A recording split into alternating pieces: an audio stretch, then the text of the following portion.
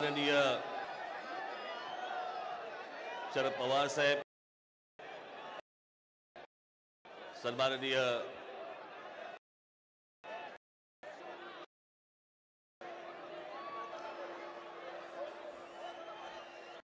श्री पाटील,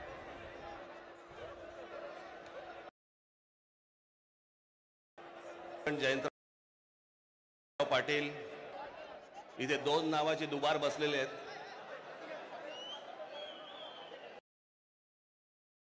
सन्मान आणि जमलेल्या भगिनींनो आणि मातांनो,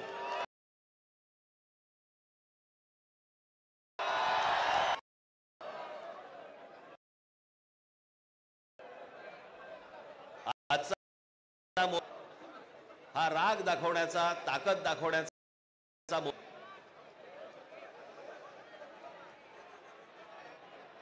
मतदारांना, ए बाबा तो ड्रोन आहे ना, ड्रोन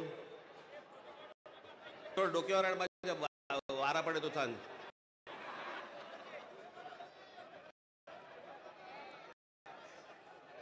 हा राग व्यक्त करण्याचा, ताकद दिल्लीपर्यंत समजण्याचा, समजावून सांगण्या हा मोर्चा आहे.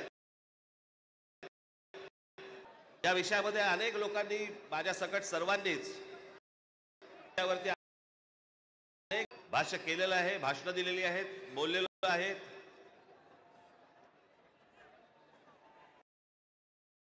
तोच विषय बऱ्याच लांबून सगळीकडनं आलेला आहात. सर्वप्रथम मी आपणा सर्वांचे मी आभार मानतो की आपण सर्वजण मोठ्या ताकदीने आज इथे, छोटे विषय थे, काही फार विषय नाही. हा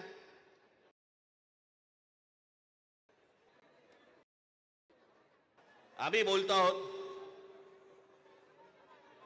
उद्धव ठाकरे बोलतायत, पवार साहेब बोलतायत,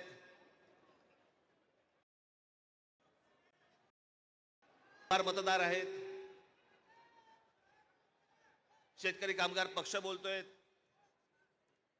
कम्युनिस्ट पार्टीचे लोक, काँग्रेसचे लोक बोलतायत, सगळेच जण बोलतायत. एवढंच नव्हे, भारतीय जनता पक्षाचे पण लोक बोलतायत की दुबार मतदार आहेत. शिंदेचे लोक बोलतायत दुबार मतदार आहेत. अजित पवारांचे लोक म्हणतायत दुबार मतदार आहेत. अरे मग अडवलंय कोणी? मग हा निवडणूक घेण्याची घाई का करतात?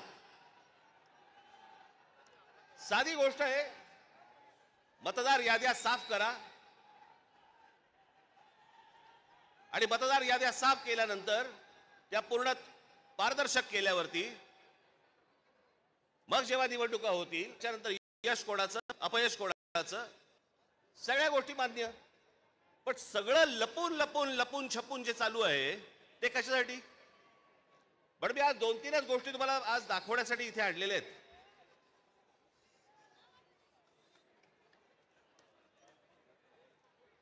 खरं तर हे 4,500 मतदार आहेत.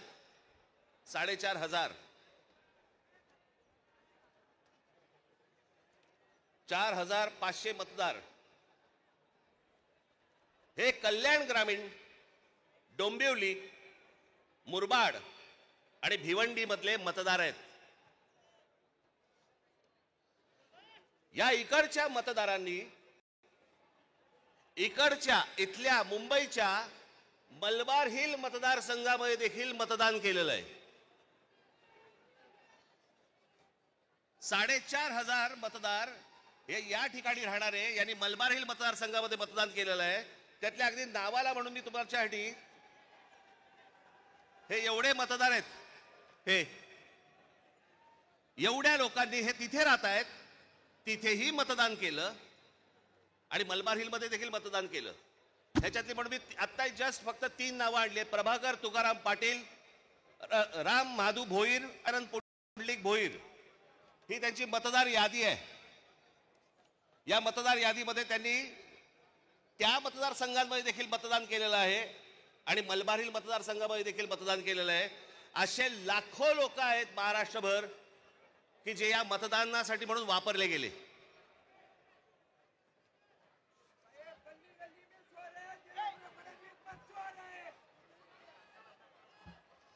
आता मी तुम्हाला अजून एक गोष्ट दाखवणार आहे की लोक म्हणतात की पुरावे कुठे आहेत, पुरावे कुठे आहेत.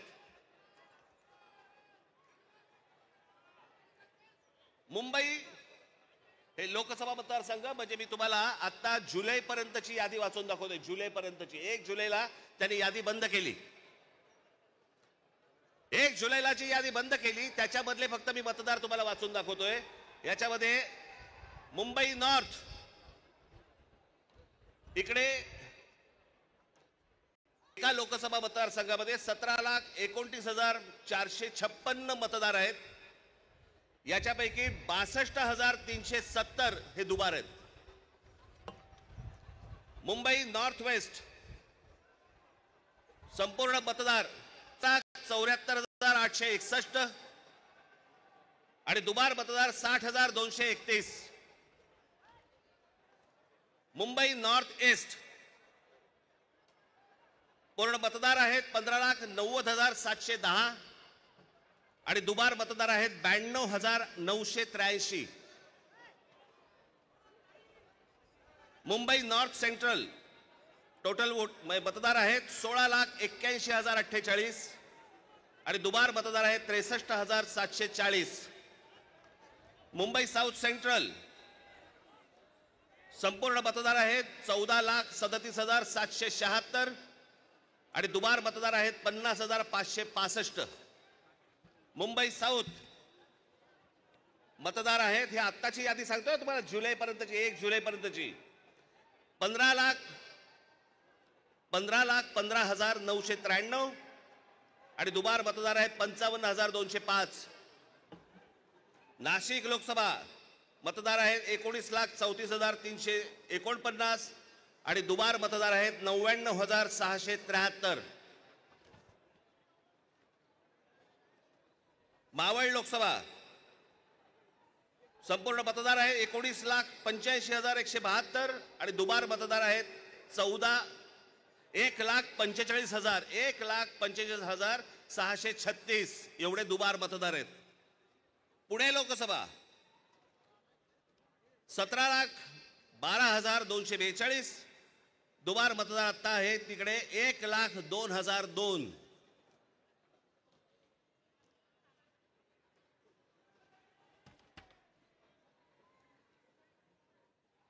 हे ठाणे लोकसभा इथे दुबार मतदार आहेत 2,09,981. लोक म्हणतील की बाबा हे आकडे तर बोलून दाखवलेत, पुरावा कुठे आहे? मी आज तुमच्यासाठी पुरावा देखील आणलाय ह्या सगळ्या दुबार मतदारांचा. काढते कापड.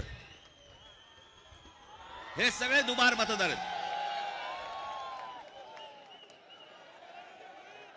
हे एवढे सगळे दुबार मतदार आहेत.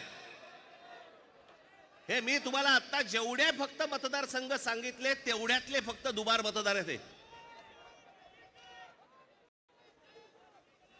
म्हणजे तुम्हाला कल्पना येईल महाराष्ट्रामध्ये काय प्रकारचा गोंधळ येतो. आणि एवढे पुरावे दिल्यानंतर देखील हट्ट सुरू आहे की नाही कोर्टाने सांगितलंय जानेवारीत निवडणुका घ्या. कशा घ्या? कोणालाय घाई? 5 वर्ष निवडणुका घेतल्या नाहीयेत. 5 वर्ष. अजून 1 वर्ष गेलं तर काय फरक पडणार आहे? काय फरक पडतो? 5 वर्ष काही फरक नाही पडला, अजून 1 वर्ष गेलं. पण जी माणसं भरली आहेत आतमध्ये त्याचं काय करायचं? मग त्याच्यातल्या त्याच्यात निवडणुका आटपून घ्यायच्या आणि पुन्हा यश पदरी पाडायचं. याला काय निवडणुका म्हणतात?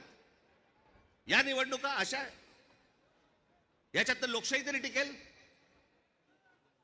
एका आमदाराचा भाऊ सांगतो की मी 20,000 मतं बाहेरून आतमध्ये आणली. आमदाराचा म्हणजे ह्याची हिंमत बघा सत्तेचा माज बघा की एक आमदाराचा भाऊ सांगतो किंवा आमदार असतो पैठणचा, त्यांचा बुमरेचा भाऊ ना, हो पण त्याचा बुमरेचा भाऊ ना, तो मुलगा हल्ली कळतच नाही माहिती. या मतदार याद्या तपासताना ह्याच्यातला कोण त्या दिवशी सांगितलं नाही का मी, मुलीचं वय 114, वडिलांचं वय 43. त्या दिवशी काय मला बोलायचं ते मी बोललो. काहीही चालू आहे. त्या नवी मुंबईचे आयुक्तांच्या बंगल्यावरती मतदार नोंदवले गेलेत.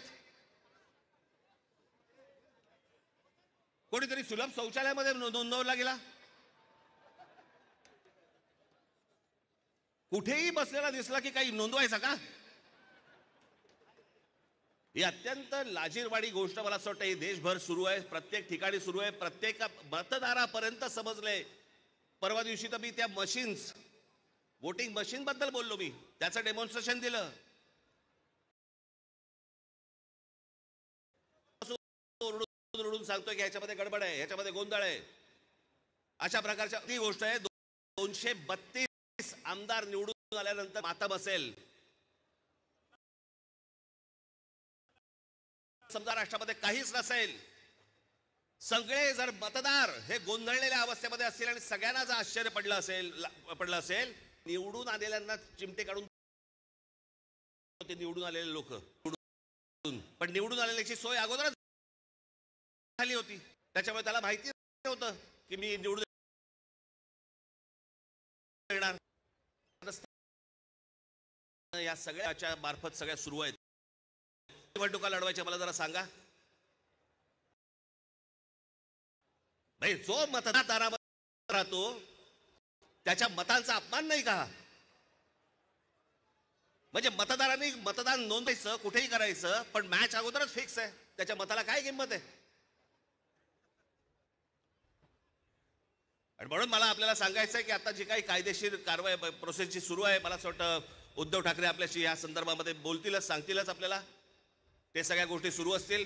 पण एक गोष्ट आपल्याला सांगतो, जेव्हा कधी निवडणुका होतील, जाता आता फक्त आपल्याला एकच सांगेन, जेव्हा कधी निवडणुका होतील, एक तर पहिल्यांदा तुम्ही घराघरामध्ये जा, सर्वजण याद्यांवरती सगळ्यात जोरात काम करा. चेहरे कळले पाहिजेत. एकेका यादीवरचे सगळ्यांना चेहरे कळले पाहिजेत. ती माणसं तिकडे मतदार नोंदणीची म्हणजे आपलं मतदाराच्या ठिकाणी बसले पाहिजेत. आणि त्यानंतर जर समजा तिकडे हे दुबार तिबार वाले जर आले, तिथेच फोडून काढायचे. बडवायचे आणि मग पोलिसांच्या हातात द्यायचे. त्याशिवाय हे वटणीवरती येणार नाही. त्याशिवाय हा महाराष्ट्रामधला जो चाललेला कारभार आहे, हा वटणीवरती येणार नाही. आज आपण सगळेजण इतक्या मोठ्या संख्येने इकडे सगळेजण आलात, मी आपल्या सर्वांचे मी आभार मानतो आणि आपली सर्वांची रजा घेतो. धन्यवाद. जय हिंद, जय महाराष्ट्र.